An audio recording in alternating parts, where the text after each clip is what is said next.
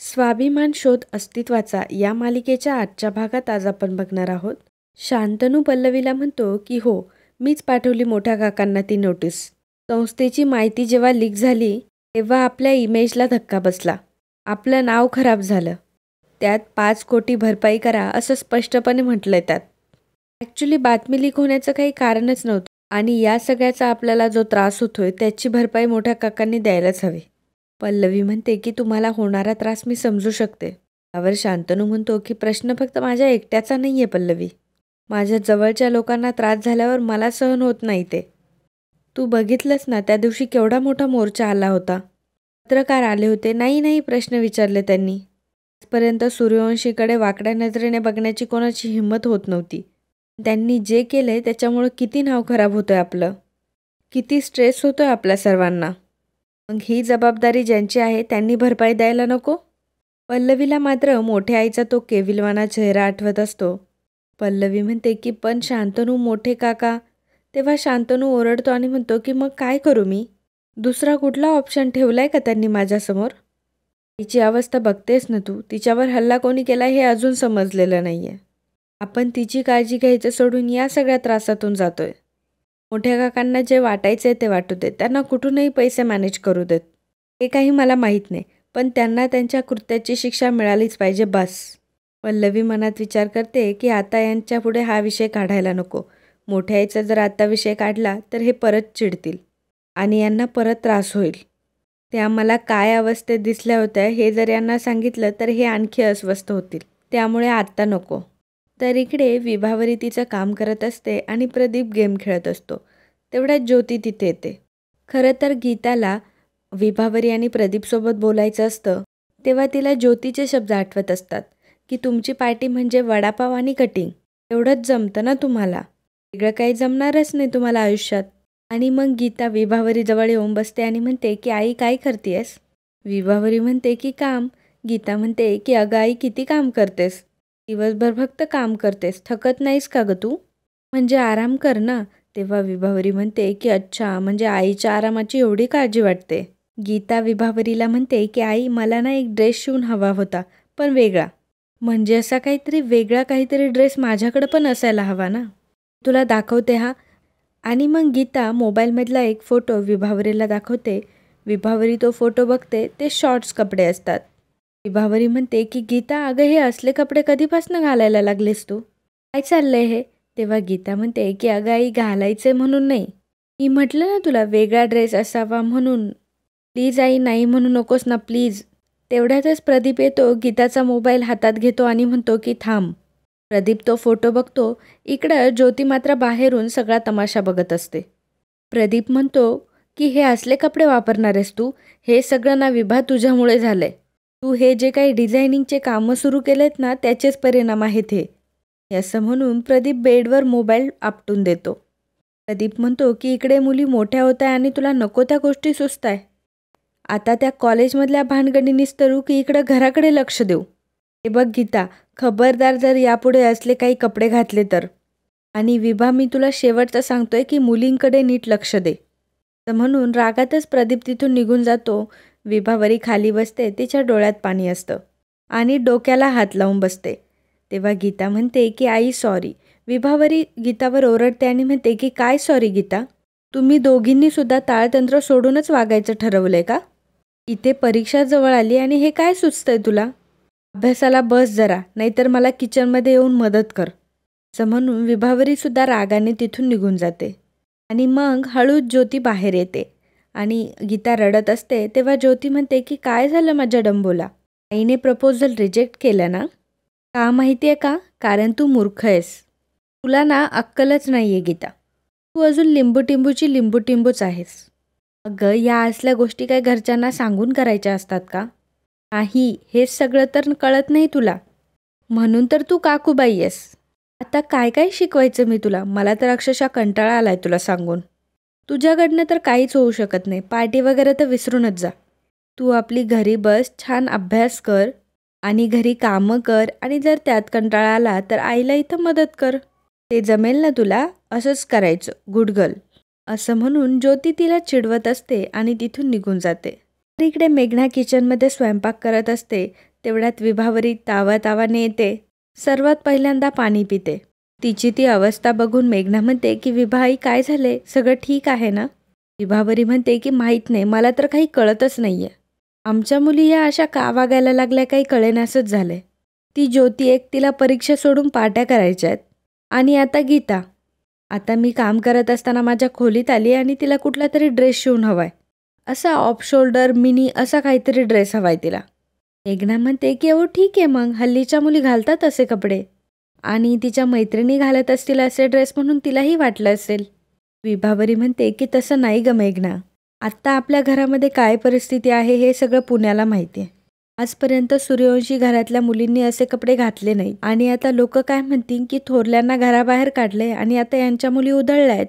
हे बघ, मोठ्या जाऊबाई कितीही वाईट वागल्या असतील ना, परंतु आपल्यामुळे सूर्यवंशी नावाला गालबोट लागता कामा नये. बघूयात, मी समजवलंय तिला. तेव्हा मेघना म्हणते की ती घेईल समजून. आणि मग विभावरी म्हणते की बरं ठीक आहे, बरं आज काय भाजी करायची आहे? त्यावर मेघना म्हणते की अहो छोले घातलेत ना भिजत. विभावरी म्हणते की हो, विसरलेच होते मी. आणि मग दोघीही स्वयंपाकाला लागतात. पल्लवी तिकडनं येत असते तेव्हा विभावरी म्हणते, मोठ्या जाऊबाईंना छोले आवडतात ना? आज त्या घरात असत्या तर खुश झाल्या असत्या.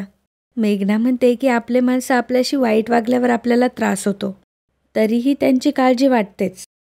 विभावरी म्हणते की कुठल्या तरी कारणाने त्यांचा विषय निघतोच. एवढ्यात पल्लवी तिथे येते आणि म्हणते की मला त्यांच्याविषयीच बोलायचं होतं तुमच्याशी. विभावरी म्हणते की आता काय केलं त्यांनी? पल्लवी म्हणते की नाही, काही केलं नाही, पण आज वाटेत दिसल्या होत्या मला त्या. आणि मग घडलेला सर्व प्रकार पल्लवी विभावरी आणि मेघनाला सांगू लागते. पल्लवी सांगते की चालताही येत नव्हतं त्यांना धड. विभावरी म्हणते की या जन्मात केलेलं पाप इथेच फेडावं लागतं ग. मोठ्या जाऊबाईंनी आदिती जाऊबाईंना शांतनूला किती छळलंय. स्वतःच्या मुलासगट सगळ्यांचे तळतळाट लागले त्यांना. मेघना म्हणते की देवाच्या काठीला आवाज नसतो ते काही खोटं नाही आहे. त्या जर वाईट वागल्या नसत्या तर अशी वेळ त्यांच्यावर आलीच नसती. त्यावर पल्लवी म्हणते की पण मला एका गोष्टीचं आश्चर्य वाटतंय. बरं ठीक आहे, त्या जरा छोट्या घरात राहत असतील, फार सुखसुविधा नसतील, पण म्हणून मग इतकी वाईट अवस्था कशी काय झाली त्यांची? थोडेफार साठवलेले पैसे किंवा निदान अंगावरचे दागिने एवढं तर असेलच ना? आणि विभावरी म्हणते की आणि ओळखीच्या कोणी मदत का केली नसेल? पल्लवी म्हणते की आता संस्थेचं अकाउंट वापरता येत नसलं तरी त्यांचं पर्सनल काहीतरी सेव्हिंग असेलच ना. तरीही अशा अवतारात का फिरत होत्या कोणास ठाऊक. मेघना म्हणते की एखाद्याचं नशीब फिरलं ना तर सगळं वाईट घडतं. तर इकडे विनायक मोठी आई आणि मोठ्या काकांकडे आलेला असतो. मोठी आई विनायकला पाणी देते तेव्हा पाण्याचा ग्लास बघूनच विनायक पाणीही पित नाही. तो म्हणतो की आई, तुम्ही मला इथे का बोलवलं ते सांग मला. आणि मग मोठी आई विनायकला नोटीस दाखवते आणि म्हणते की हे बघितलंस का, आपल्या संस्थेने पत्र पाठवलंय. 5 कोटी रुपये नुकसान भरपाई मागितली आमच्याकडे. विनायक म्हणतो की हो, माहिती आहे मला. त्यावर मोठे काका म्हणतात की काय, तुला माहिती आहे तरी पण तू? त्यावर विनायक म्हणतो की बाबा रिलॅक्स, तुम्हाला सांगितलं ना मी आहे. तुम्ही नका काळजी करू, मी सगळं सेटल करतो. मोठे काका म्हणतात की अरे कसं आणि कधी सेटल करणारस तू? अरे आधी अफरातफर केली म्हणून 1 कोटीची नुकसान भरपाई मागितली आणि आता काय म्हणे माझ्यामुळे संस्थेची बदनामी झाली म्हणून 5 कोटी नुकसान भरपाई. 6 कोटी काय तुला चेष्टा वाटते का? म्हणून मी तुला सांगितलं होतं लॉकरमधले ते पैसे. विनायक म्हणतो की हे बघा बाबा, मला तुमचा सिरियसनेस कळतोय. मी करतो ना काहीतरी मॅनेज, मी प्रयत्न करतोच आहे. तुम्ही ना फक्त थोडी कळ काढा आणि वेळ मारून नेण्यासाठी काहीतरी तरी करा. मोठी आई म्हणते की अरे पण नक्की काय करायचं? तेव्हा विनायक म्हणतो की वकिलांना फोन करा. बाबा, आपल्या वकिलांना फोन करा आणि बघा पुढचं ओपिनियन काय आहे ते. तुम्ही अजिबात काही काळजी करू नका, मी तुम्हाला कसलाही त्रास होऊ देणार नाही. मोठी आई म्हणते की विनायक, नक्की सगळं व्यवस्थित होईल ना रे? नाही म्हणजे त्या घरात परत येण्याचे आमचेही प्रयत्न सुरूच आहेत. विनायक म्हणतो की 1 सेकंद, कसला प्रयत्न चालू आहे तुमचा? मोठी आई सांगते की अरे माझ्या डोक्यात एक कल्पना आली होती. मग त्याप्रमाणे आम्ही घराबाहेर पडलो आणि मग सर्व घडलेला प्रकार मोठी आई विनायकला सांगू लागते. मोठी आई म्हणते की आता मी अशीच तिच्यासमोर गरीब आणि लाचार बनून जाणार आणि एक दिवस तिचंच बोट धरून पुन्हा त्या घरात परत येणार. ते काका म्हणतात की आमची परिस्थिती खूप बिकट आहे, आम्हाला खायलाही मिळत नाही. हे जेव्हा तिला पटेल ना तेव्हा मग आपलं काम झालं. विनायक म्हणतो की नाही नाही नाही, तुम्ही पहिल्यांदा स्वप्न रंगवणं बंद करा. तुमची कारस्थानं त्या पल्लवीनेच बाहेर काढली आहेत. तुमच्या भूलथापांना ती आता बळी नाही पडणार. तुम्ही ओळखत नाही अजून तिला. तेव्हा मोठी आई म्हणते की तू ओळखलेलं नाही तुझ्या आईला अजून. सूर्यवंशींच्या घरावर आपली सत्ता टिकावी म्हणून मी आयुष्यात एवढी पापं केली आहेत ना. तेवढं तर त्या पल्लवीचं वयसुद्धा नसेल. हळूहळू मी तिला कशी गुंडाळून ठेवते ते तू बघच. आणि मग मोठी आई मोठ्या काकांसोबत बोलत असते. विनायकला मात्र जाम टेन्शन आलेलं असतं. विनायक मनात म्हणतो की ह्या दोघांची लक्षणं मला काही बरी वाटत नाहीये. हे जर पुन्हा घरी आले तर प्रॉपर्टीमध्ये वाटेकरी होतील. आणि मी ते अजिबात होऊ देणार नाही. काही झालं तरी यांना अडवायला हवं. तर इकडे प्रभाकर आदिती मॅम आणि शांतनूचे लहानपणीचे व्हिडिओज बघत असतो आणि हसत असतो. त्याला ते सर्व बघून रडायलाही येत असतं. तेवढ्यात पल्लवी चहा घेऊन तिथे येते. प्रभाकरला ठसका जातो. तो रडतही असतो. पल्लवी सांगते की अहो मी आईंच्या खोलीत गेले होते. मला वाटलं तुम्ही तिथे असाल. तुम्ही तिथे नव्हता जरा आश्चर्यच वाटलं मला. कारण रोज सकाळी उठल्या उठल्या तुम्ही पहिल्यांदा आईंच्या खोलीत जातात. पण आज तेव्हा प्रभाकर कारणं देत म्हणतो की ते आज मी वॉकला जाऊन आलो ना आणि मोबाईलमध्ये ते मेल चेक करत होतो. प्रभाकर सरांची ती अवस्था पल्लवीला समजत असते. पल्लवी विचारते की बाबा काय झालंय? मी सांगताय एक पण तसं काही जाणवत तर नाहीये. माझ्याकडे तर बघत पण नाही आहात तुम्ही. मी आले तेव्हा फोनमध्ये काहीतरी बघत होतात. काय बघत होता तुम्ही फोनमध्ये? बघू का? आणि मग पल्लवी फोन हातात घेते आणि बघते तर तिला तो व्हिडिओ दिसतो. प्रभाकर सर म्हणतात की बघ ना आपल्यामध्ये कशी हसून वावरत होती. खूप त्रास होतो गं या सगळ्या गोष्टींचा. नको त्या वेळेला ह्या आठवणी डोकं वर काढतात आणि मग डोकं एकदम सुन्न होऊन जातं. या सगळ्या आठवणी आयुष्य उधळून टाकतात. आत्ता कुठं ती हसत होती आणि हे काय घडलं अचानक? सगळ्यांशी बोलणारी आदिती आज नुसती बेडवर पडून आहे. 24 तास मास्क लावून अशी निपचित पडलेली. असं आदितीला बघितल्यावर खूप त्रास होतो गं मला. नाही सहन होत माझ्याच्याने असं. मी तिघं पण एकत्र आलो होतो गं पण हे असं अचानक झालं. आता आम्ही दोघं आहोत पण आदिती कुठे? समोर आहे पण काही बोलतच नाहीये. पल्लवी आदिती शुद्धीवर कधी येईल? तेव्हा प्रभाकरची ती अवस्था बघून पल्लवीलाही खूप वाईट वाटत असतं. आणि मित्रांनो आजचा हा भाग इथेच संपतो. पुढील भागात आपल्याला पाहायला मिळणार आहे विनायक डॉक्टरांना घेऊन घरी आलेला असतो. खरं तर तो विनायकचाच माणूस असतो. विनायक म्हणतो की ही माझी आदिती काकू. डॉक्टर सांगतो की त्या लवकरच शुद्धीवर येतील. एक इंजेक्शन आहे. आपण जर ते सलाईनमधून त्यांना रोज दिलं तर त्यांची रिकव्हरी फास्ट होईल. शांतनू म्हणतो की तिच्यासाठी जे काही हवं असेल ते सगळं आपण करूयात. मोठी आई भाजीपाला घेण्यासाठी मार्केटमध्ये आलेली असते. ऊन असतं त्याच्यामुळे तिने डोक्यावर पदर घेतलेला असतो. ती म्हणत असते की बापरे किती ऊन आहे.